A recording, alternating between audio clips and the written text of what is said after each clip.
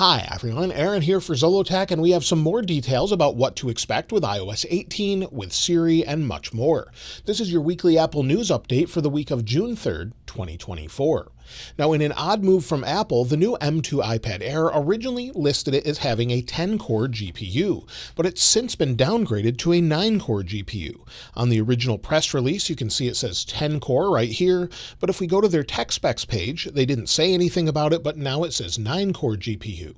So maybe they had some issues with the overall chipset, or they just made a mistake along the way, but either way, it now lists it as a 9-core GPU. So it's hard to say what they're actually shipping it with, what's changed, or if there's any noticeable difference whatsoever if you're using the device. Many of us remember the iPhone 5S as one of the best products Apple ever made. It has a really nice design, it had Touch ID, and it's now obsolete according to Apple. On their vintage product page, you can see here where it has the iPhone 5S listed. So it says iPhone products obsolete worldwide. For some reason, it had the 6 Plus before the 5S, it looks like, but they've also added this along with the iPod Touch 6th generation and some iMacs. So I'll link to this in the description if you want to see all the different products that are now considered obsolete or vintage, but they've now made the 5S obsolete. Let me know what your favorite iPhone was in the comments below. Now, Apple Vision Pro has yet to launch outside the United States. However, it looks like, according to the most recent leaks, that Apple is going to push this out around the world probably in July at this point, to places such as the UK, Canada, and China. The UK apparently has already received pallets of different Vision Pro devices, and they seem to be ready to go. So it looks like maybe they'll train some employees and then get them ready to launch. So we should see it start rolling out around the world a little bit later, but later than expected, I think. I think many people expected it at WWDC. If you've been wanting something similar to AirPods, but you prefer the sound of Beats and you wanted something a little less expensive, well, Beats Solo Buds are actually coming very soon on June 18th for pre-order, and June 20th is when they launch. They're at $79.99, and you'll be able to pre-order them, like I said, on June 18th. So those will be available very soon. Earlier this year, iPhone sales fell greatly in China, but it seems they've done much better than expected according to a recent report from Bloomberg. They said Apple's sales have jumped from 2.3 million last year in April of 2023 to 3.5 million in April of 2024. So it's a big jump that wasn't really expected, and it seems to be doing better than we expected at this point. Starting on June 5th, Apple has a new fitness challenge for Global Running Day.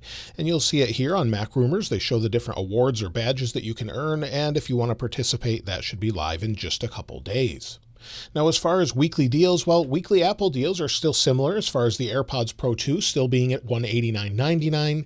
Apple Watch Ultra 2 is down to $714, and MacBook Air M2 has a record low price starting at $829. MacBook Airs are also $100 off. Most of this is sold directly from Apple on Amazon and some other sites. I'll link them in the description if you want to check them out yourself. Now, this has been an odd couple of weeks as far as releases, and we still haven't seen iOS 17.6 Beta 1.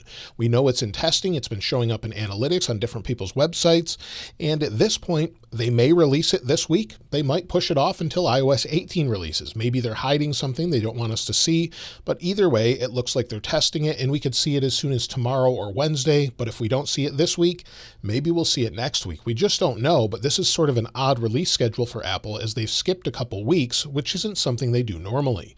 So at this point, we should have that, and those will run alongside iOS 18 all the way until September, when we have a final release of iOS 18 like we normally do. Originally, it was thought we could see a new Apple TV at WWDC in just a week, but it looks like there'll be no new hardware this year, according to Mark Gurman.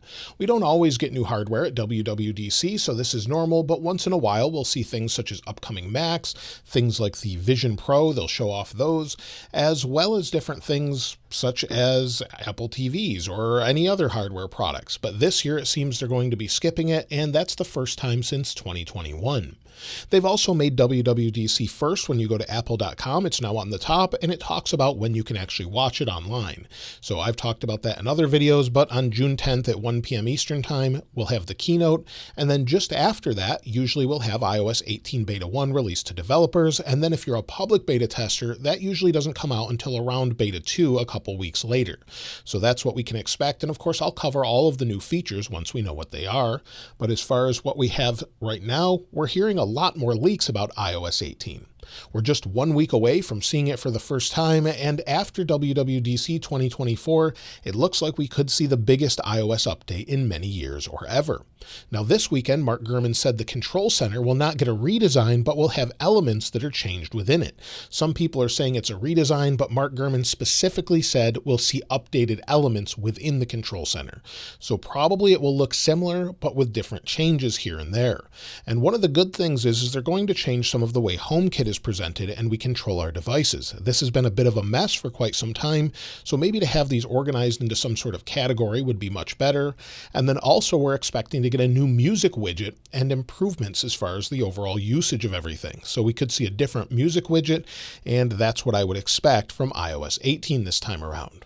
The Settings app is also getting revamped. Now, he said revamped, he didn't say redesigned, but either way, it could get a very big update where it would have much improved search, better categorization, be less confusing, and also carry across not only to iOS, but also to macOS as well. That makes a lot of sense that we would have sort of similar layouts, and maybe we'll have better categorization. It's a bit difficult to find what you want, and just a bit of a long scrolling mess in my opinion. So to see this better organized makes a lot of sense, and I can't wait to see what they do.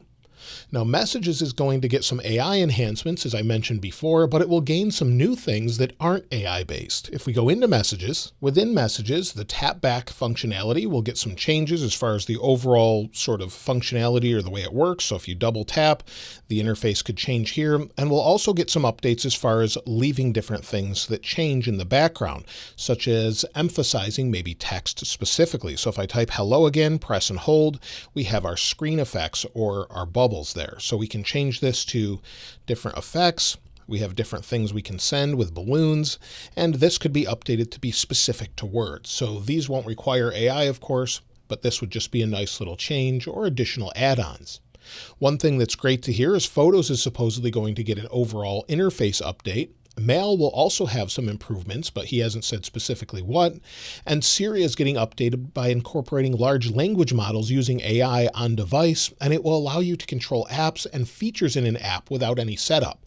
So instead of just saying, open music, and it opens music, instead of just that, you could say, go into my recently played and show me what's there, and then play a specific album.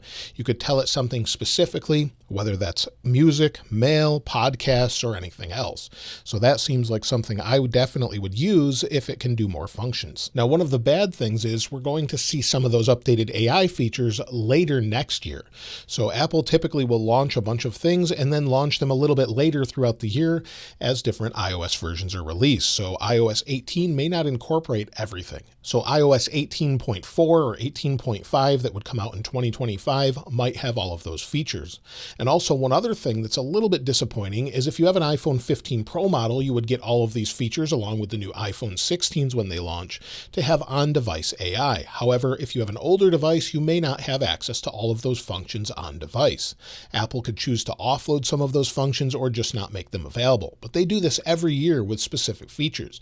You have to have the latest device to have all of the features, and we'll talk about those in separate videos as I typically do every year. watchOS 11, according to Mark Gurman in his Power On newsletter, is not going to get a huge update, but will gain updates to the Siri interface and the Fitness app. But he said don't expect any major changes as that's really the focus of iOS 18. visionOS 2 is also expected to get some updates, but that's more of a catch-up update where they can finish things such as the missing environments that are currently there, and a lot of the apps are just iPad apps. They're supposedly going to make those native to Vision Pro finally. It definitely feels unfinished if you've ever used one, and there's environments that just say coming soon, and you have things that are just missing throughout the OS. So to see that updated makes a lot of sense, and I wouldn't expect any major changes with visionOS 2.0. With the iPhone 16 and iPhone 16 Pro models, the display production is underway as Apple has approved Samsung and LG to make the displays according to the elec. These are just dummy units or models of what we can expect them to look like, with the iPhone 16 changing the camera orientation to more vertical or side by side so you can take spatial photos and video. We'll also have a capture button I've talked about before, and the iPhone 16 Pro models are supposedly going to get the thinnest bezels of any smartphone ever, according to Ice Universe on X or Twitter. I'm not sure many of us care so much about that, as the bezels are pretty thin already on the iPhone 15 models, but either way, it's supposed to have a slightly larger display due to those lack of bezels. So either way, that's what we can expect, and it looks like production is underway. Of course, Apple's still working on things such as folding iPhones and many other prototypes, and according to the most recent rumors, the folding iPhones won't go into production until at least 2027, according to TrendForce, who says Apple is trying to get rid of the crease. I think that's one of the biggest complaints of those using folding phones, is the crease just sort of can annoy you. Some different devices kind of get rid of it already, but Apple typically wants to make things a little bit better. So we may never see that come to production, but either way, it looks like they're working on it. And as far as iPads and Macs, well, there's not any latest rumors about iPads other than the iPad mini may be coming later this year and getting OLED next year. However, we did get OLED in the new iPad Pro, and that's set to move to Mac as well eventually around 2026, according to Omdia. Now, the OLED panels make sense to come to a Mac as well. We could have better overall viewing experiences, and since the iPad Pro PWM doesn't seem to bother me, it seems to be at a high enough rate, it's very easy on the eyes, at least for me this time around. This is a great display, so having that on the Mac would be something I would definitely look forward to. We could have deeper blacks, more vibrant colors, and the same brightness to go along with it. So that's everything this week as far as iOS 18 so far. I'm sure we'll hear more as the week goes on and we get closer to the final release or final unveil on Monday at WWDC. Let me know what you're looking most forward to. I would love to see a redesigned control center, not just some minor updates, and I would love to see some redesigned icons and things like that. But it should be a pretty significant update. But let me know what you think about it in the comments below. If you'd like to get your hands on this wallpaper, of course, I'll link it in the description like I normally do. And if you haven't subscribed already, please subscribe. And if you enjoyed the video, please give it a like. As always, thanks for watching.